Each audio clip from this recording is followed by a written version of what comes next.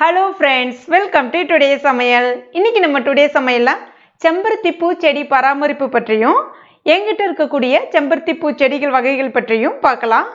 என்கிட்ட ஒரு multi colour செம்பருத்தி செடி இருக்கு. அத பத்தி தான் இன்னைக்கு முக்கியமா இந்த வீடியோல நான் ஷேர் பண்ண போறேன். என்ன பொறுத்த வரைக்கும் செம்பருத்தி பூ செடிக்கு வந்து பாத்தீங்கன்னா அதிக பராமரிப்பு தேவையில்லை. ரொம்ப ஈஸியா வளரக்கூடியது. அதுவும் நம்முடைய கிளைமேட்டுக்கு வந்து பாத்தீங்கன்னா ரொம்ப ஈஸியா வளரக்கூடியது. அதுக்கு வந்து பாத்தீங்கன்னா ஒரே ஒரு சின்ன பூச்சி தாக்குதல் மட்டும் இருக்கும். அதை நம்ம கரெக்டா மெயின்டைன் பண்ணிட்டோம் அப்படின்னா ரொம்ப அருமையா எந்நேரமும் பூக்கள் வந்து பூத்துக்கிட்டே இருக்கும். பார்க்கறதுக்கும் ரொம்ப அழகா இருக்கும். என்கிட்ட முதல்ல என்னென்ன வகையான செம்பருத்தி செடிகள் இருக்குன்றத பத்தி பார்க்கலாம். இது வந்து பாத்தீங்கன்னா மல்டி கலர் செம்பருத்தி, அதாவது ஒரே தொட்டியிலே 4 விதமான கலர்ல பூக்கும். ஒன்று வந்து பாத்தீங்கன்னா இது வந்து கொஞ்சம் அடர் சந்தன கலர்ல இருக்கக்கூடியது, அதாவது திக் சாண்டல் கலர்ல இந்த பூ வந்து இருக்கும். அப்படியே அதுக்கு பக்கத்துல கவனிச்சு பாத்தீங்கன்னா ஒரு லைட் சாண்டல்னு சொல்லுவாங்க, ரொம்ப மக்கன கலர்ல ஒரு சாண்டல் இருக்கும் இல்லையா, அந்த சாண்டல் கலர்ல பூக்கக்கூடியது சந்தன கலர்ல இருக்கும். இது வந்து பாத்தீங்கன்னா மஞ்சள், ஃபுல்லாவே வந்து மஞ்சள் கலர்ல பூக்கக்கூடியது.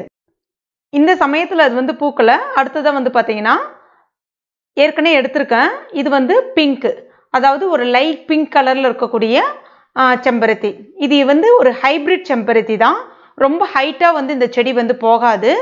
சின்னதுலே இந்த செடி வாங்கின சைஸ் வந்து பாத்தீங்கன்னா கிட்டத்தட்ட இதே மாதிரி தான். சைடில் மட்டும் சின்ன சின்ன பக்க கிளைகள் விட்டுக்கிட்டே இருக்கு. ஒரு கிளை விடும்போதே அதுல வந்து கிட்டத்தட்ட ஒரு 10 மொட்டு 15 மொட்டு அந்த மாதிரி வருது. பூக்களும் வந்து பாத்தீங்கன்னா நல்ல பெருசு பெருசா பூக்குது. பார்க்கவே நல்ல கலர்ஃபுல்லா அழகா இருக்கு. முக்கியமா வந்து மாடி தோட்டம் வச்சிருக்கவங்களுக்கு இந்த செடி வந்து சூப்பரா பொருந்தும். பால்கனியிலும் வைக்கலாம். ரொம்ப அதிகமான வெயிலும் தேவைப்படாது.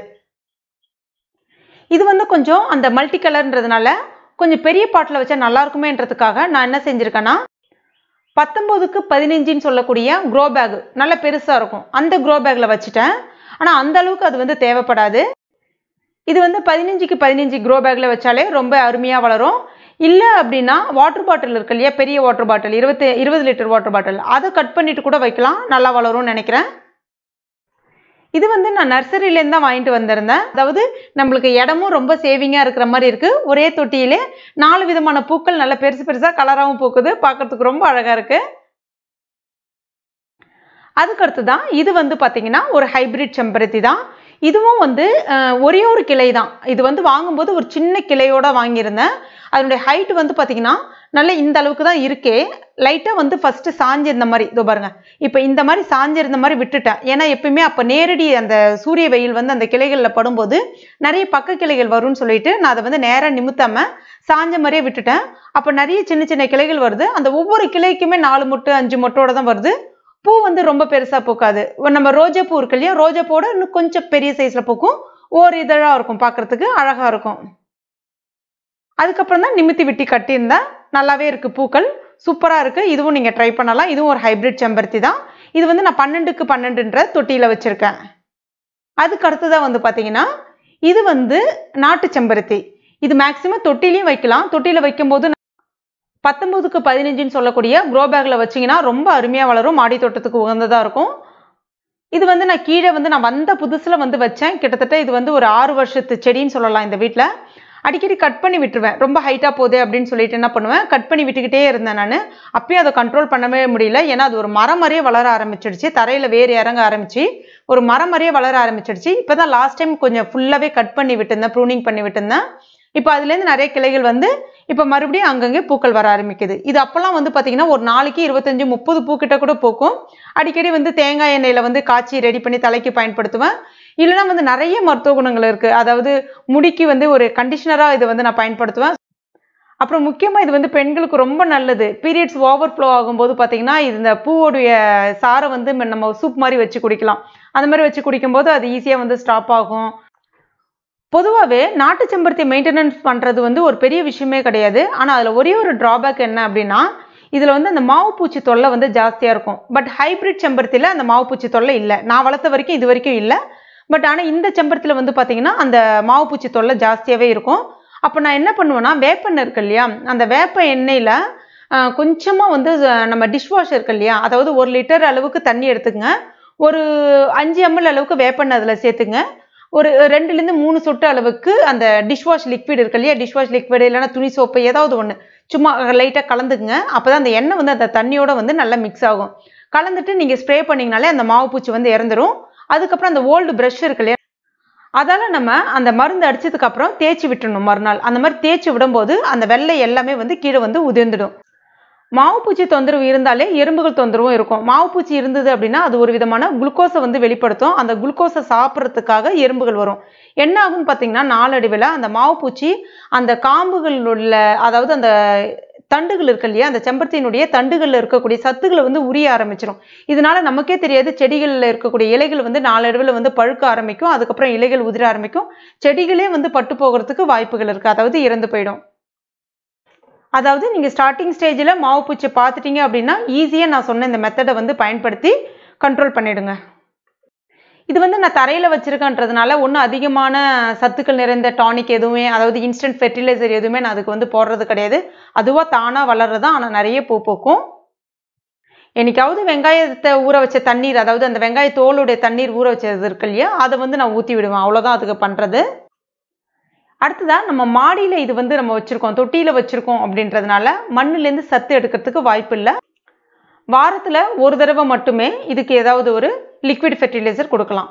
அதாவது வெங்காய தோல் இருக்கு இல்லையா, வெங்காயத்தோல், காய் கழிவுகள் அதனுடைய தோல் இருக்கு இல்லையா, அதை வந்து நம்ம நைட்டே தண்ணியில் ஊற வச்சுட்டு அந்த தண்ணீரை மறுநாள் காலையில் இதுக்கு வந்து ஊற்றி விடலாம். அந்த மாதிரி மண்ணை வந்து ஒரு முறை கலந்து விட்டுட்டே இருங்க. எப்போ ஊற்றுறீங்களோ ஊற்றின பிறகு மண்ணை ஒரு முறை கலந்து விட்டுக்குங்க. அடுத்ததா மறுவாரம், அதாவது அந்த மாசத்துல 2வது வாரம் என்ன பண்ணலாம் அப்படின்னு பார்த்தீங்கன்னா, மோர், அதாவது ஒரு 1/4 கிளாஸ் அளவுக்கு மோர் எடுத்துக்கங்க. 1 லிட்டர் அளவுக்கு தண்ணி எடுத்துங்க. அந்த தண்ணியில நல்லா மிக்ஸ் பண்ணிட்டு அதையும் ஊற்றிட்டு அப்போ மண்ணை ஒரு முறை கலந்து விட்டுக்குங்க. அடுத்ததா 3வது வாரம் கவனிச்சு பார்த்தீங்கன்னா, புளிச்ச மாவு இருக்கு இல்லையா, அந்த புளிச்ச மாவு ஒரு 1/4 கிளாஸ் எடுத்துக்கங்க. அதையும் 1 லிட்டர் தண்ணியில வந்து கலந்துட்டு அந்த தண்ணீரை வந்து ஊற்றிட்டு மண்ணை ஒரு முறை கலந்து விட்டுக்குங்க. நிறைய பேர் சொல்றீங்க, அக்கா மாவுல வந்து உப்பு இருக்காதான்னு சொல்லிட்டு. நம்ம வந்து ஒரு 1/4 கிளாஸ் மாவு எடுக்கிறோம், 1 லிட்டர் தண்ணியில கலக்கும் போது அந்த உப்பினுடைய அளவு எந்த அளவுக்கு இருக்கும் பாருங்க. உப்பே இருக்காது அதில். அதனால பயப்படாதீங்க. அடுத்ததான் 4வது வாரம் அப்படின்னு எடுத்துக்கிட்டிங்கன்னா, வெஜிடபிள் வேஸ்ட் இருக்கு இல்லையா, நல்லா அரைச்சிப்பேன். மிக்சியில் போட்டு அரைச்சிட்டு 1 லிட்டர் தண்ணியில் நல்லா கலந்துருங்க. அதாவது ஒரு கைப்பிடி அளவுக்கு வெஜிடபிள் அந்த கழிவுகள் எடுக்கிறீங்கன்னா அதை வந்து இந்த மிக்சியில் அரைச்சிட்டு நல்லா கலந்துக்கலாம். முட்டை ஓடு உங்ககிட்ட இருந்துச்சுன்னா கூட அதையும் இங்கே இது கூட சேர்த்துக்கலாம். சேர்த்துட்டு அந்த தண்ணீரை கூட விடலாம். திக்கா விடாதீங்க. திக்கா விடுறீங்க அப்படின்னா விட்டாலும் கலந்து விட்டுருங்க. மண்ணோட கலந்து விட்டீங்கன்னா ஈஸியாக வந்து மக்கிடும். சில பேர் திக்கா அப்படியே ஊற்றிடுவாங்க, அது அடை மாதிரி மேலே அப்படியே இருக்கும், அதில் பூச்சி புழு அந்த மாதிரி வரும். மண்ணோட கலந்து விட்டுட்டீங்க அப்படின்னா அது ஈஸியாக வந்து ஏற்கனவே மண்புழு இருக்கும். நம்ம வந்து இந்த தயிர், புளிச்ச மாவு இதெல்லாம் ஊற்றுறோம் இல்லையா, அதுலேருந்து நிறைய நுண்ணுயிர் வந்து பெருகும். அதுலேருந்து உருவாகிறது தான் மண்புழு. அப்போ ஈஸியாக நம்ம கொடுக்கக்கூடிய அடுத்த அந்த வெஜிடபிள் வேஸ்ட் வந்து அது ரொம்ப ஈஸியாக வந்து மக்க வச்சு உங்களுடைய மண் என்றைக்குமே வந்து உலர்வாக இருக்கும், நல்லா காற்றோட்டமாக இருக்கும். செடிகளில் வேரும் ரொம்ப ஈஸியாக இருக்கும். பூக்களும் எந்நேரமும் நிறைய பூக்கள் இருந்துகிட்டே இருக்கும். ஏதாவது ஒரு பூச்சி தாக்குதல் அந்த செடிக்கு வந்தாலும் அதை எதிர்த்து போராடக்கூடிய தன்மை வந்து அந்த செடிக்கும் இருக்கும். அதாவது நீங்கள் ஏதாவது பூச்சி வந்து செடியை தாக்குதுன்னா மட்டும் நீங்கள் மருந்து அடிக்கணும்னு கிடையாது. எப்போவுமே வாரத்தில் ஒரு முறை இல்லைன்னா 15 நாளைக்கு ஒரு முறை, 2 வாரத்துக்கு ஒரு முறை வந்து ஏதாவது ஒரு இயற்கையான மருந்து வந்து அடிச்சுட்டே இருங்க. நம்ம ஏற்கனவே நிறைய வீடியோஸ் போட்டிருக்கோம். டுடே சமையலுடைய கார்டனிங் பிளேலிஸ்ட்னே போய் செக் பண்ணி பாருங்கள். எல்லா வீடியோஸுமே நீங்கள் பாருங்கள், உங்களுக்கு நிறைய ஐடியாஸ் கிடைக்கும். அப்புறம் நிறைய பேர் கேட்குறீங்க, அக்கா நீங்கள் நிறைய இன்ஸ்டன்ட் டானிக் வீடியோலாம் போட்டிருக்கீங்க, இதில் எதை நாங்கள் ஃபாலோ பண்ணுறது அப்படின்னு கேட்குறீங்க. இதில் ஏதாவது ஒன்று ஒரு வாரத்துக்கு ஃபாலோ பண்ணுங்கள். அதுக்கு அடுத்தது ஒன்று, அதுக்கு அடுத்த வாரம், அந்த மாதிரி ஏதாவது ஒன்று மாற்றி மாற்றி வாரத்தில் ஒரு முறை மட்டுமே நீங்கள் போடலாம். இல்லைன்னா ஒரு 3 நாளைக்கு, உங்கள் செடியில் சுத்தமாக பூக்கள் இல்லைன்னா 3 நாளைக்கு ஒரு முறை போடலாம். ஆனால் அதுக்கப்புறம் அது ஒரு மாதத்துக்கு அப்புறமா ஒரு வாரத்துக்கு ஒரு தடவை அந்த மாதிரி, ஏன்னா அதில் சத்துக்கள் வந்து வந்துடுது. அதுக்கப்புறம் நீங்கள் பண்ணும்போது ஒரு வாரத்துக்கு ஒரு முறை அந்த மாதிரி பண்ணுங்கள். எதுக்காக சொல்கிறேன் அப்படின்னா, நம்ம ஓவர் டோசேஜும் அந்த செடிகளுக்கு வந்து இயற்கையாக கொடுத்தாலும் ஓவர் டோசேஜ் வந்து கொடுக்கக்கூடாது. அந்த மாதிரி கொடுத்தோம் அப்படின்னா என்ன ஆகும்னு பார்த்தீங்கன்னா திக்குமுக்காடிடுன்னு சொல்லுவாங்க. பொதுவாகவே நம்ம நிறைய உணவுகள் எடுத்துட்டோம்னா என்ன ஆகும், ஒன்று ஸ்டொமக் அப்செட் ஆகிடும், இல்லைனா வாமிட் வரும், அந்த மாதிரி இருக்கும் இல்லையா. அதே மாதிரி தான் அந்த செடிகளுக்கும் என்ன ஆக ஆரம்பிச்சிடும்னா, அந்த பூக்கள் மொட்டு வரும்போதே ஒன்று கருகிடும், இல்லைன்னா மொட்டு பூக்காமே கொட்டி போயிடும். இந்த மாதிரிலாம் நடக்கும். இது வந்து ரோஜா செடிக்கும் பொருந்தும். அதனால அதை மட்டும் கொஞ்சம் கவனமாக பார்த்துங்க. அது மாதிரி நான் தேங்காய் நார் பயன்படுத்தி வச்சிருக்கிறதுனால தண்ணி வந்து நிறைய விட மாட்டேன். எப்பவுமே 2 நாளைக்கு ஒரு ட்ரிப் தண்ணி விட்டாலே போதும். அதுவும் மழை காலங்களில் விட வேண்டிய அவசியமே இருக்காது. மழை பெஞ்சதுன்னா கண்டிப்பாக விடவே மாட்டேன். அந்த மாதிரி அந்த க்ரோ பேக்குக்கு அடியில் வந்து ஒரு 3-4 ஓட்டை இருக்கான்னு செக் பண்ணிக்கங்க அடிக்கடி. அந்த ஓட்டை விட தண்ணி வெளியிலே ஏறுதான்னு பார்த்துங்க. இல்லைன்னா வந்து தண்ணி உள்ளே இருந்து அந்த வேரும் அழுகிடும். இதெல்லாமே கொஞ்சம் சின்ன சின்ன டிப்ஸ் தான். இதெல்லாமே நீங்கள் நோட்டிஃபை பண்ணீங்கன்னா உங்கள் வீட்டு செம்பருத்தி செடியும் ரொம்ப அழகாக சூப்பராக வரும். மாடி தோட்டத்துக்கு ரொம்ப அருமையான அழகான செடினே சொல்லலாங்க செம்பருத்தி. நிறைய விதமான கலர்கள் இருக்குது. சொந்த வீடு போனால் தான் நிறைய செம்பருத்தி செடி வாங்கணும்னு ஆசையாக இருக்குது. ஏன்னா இங்கேருந்து எல்லாத்தையும் எடுத்துகிட்டு போக முடியாது இல்லையா அவ்வளோத்தையும். அதனால் சும்மா ஒரு 3 செடி 4 செடி மட்டும் இப்போ வச்சுருக்கேன்.